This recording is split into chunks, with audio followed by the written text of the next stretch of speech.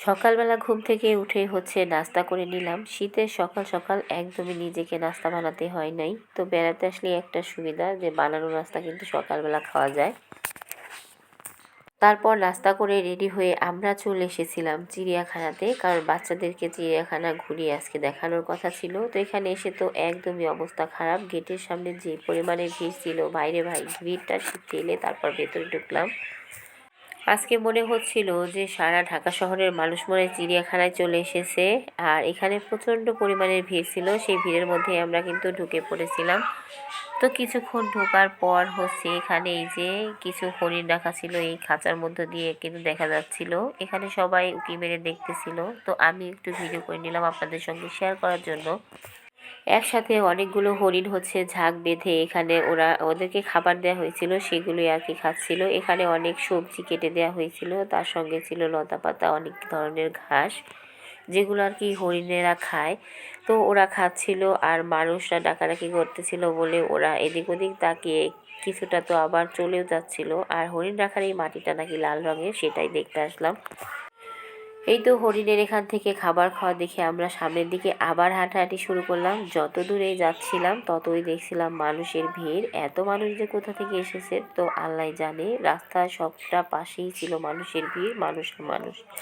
চিড়িয়াখানায় আজকে চিড়িয়ার থেকে মানুষের ভিড় বেশি ছিল। মনে হচ্ছিল শুধু মানুষই মানুষের দিকে তাকিয়েছিল, চিড়িয়া দেখার থেকে বেশি। তো তারপর আমরা আরও কিছুক্ষণ হাঁটলাম, হেঁটে হেঁটে সামনের দিকে যাচ্ছিলাম যে আরও কী কী আছে দেখি। শুধু সামনে মানুষের মাথা আর মানুষ ছাড়া কোনো কিছুই দেখা যাচ্ছিল না। যতই সামনের দিকে এগোচ্ছিলাম না কেন শুধু ভিড়। এদিকটাতে তো প্রচুর পরিমাণে ভিড় ছিল, মনে হচ্ছিল যেন এদিকে কি যেন একটা আছে। তো সামনে এগোতে দেখলাম এই যে এখানে সবাই সিংহ সিংহ করে ডাকতেছিল। ওই যে দূরে সিংহ মামা ওখানে বসে আছে চুপটি করে, সে আজকে কোনোই কথা বলছে না, একদমই দাঁড়াচ্ছিল না, সে শুধু ভাবতেছিল। তো আমরা ওখান থেকে সিংহকে দেখে তারপর আরও সামনে এগোতে দেখি আরও অনেকগুলো হরিণ।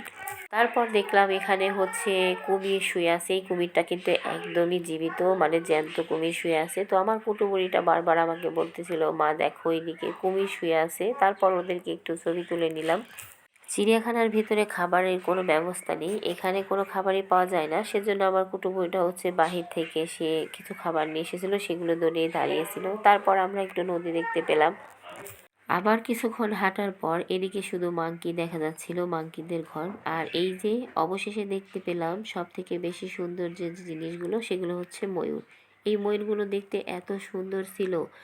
আর এই তো ময়ূরগুলো দেখছিলাম যে ওরা পেখম মেলে কিনা, তবে দূরে ছোট্ট একটা ময়ূর পেখম মেলেছিল, সেটা এখান থেকে স্পষ্ট ভালো দেখা যাচ্ছিল না।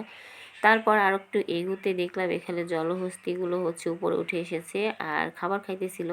তারপর আমরা আবার হাঁটা শুরু করি। এখানে কিন্তু আমরা আরও অনেক কিছু দেখেছিলাম, তবে সাপের ঘরের ওইদিকে আমার যাওয়া হয়নি, কারণ ওইটাতে আমার ভীষণ পরিমাণে ভয় লাগে।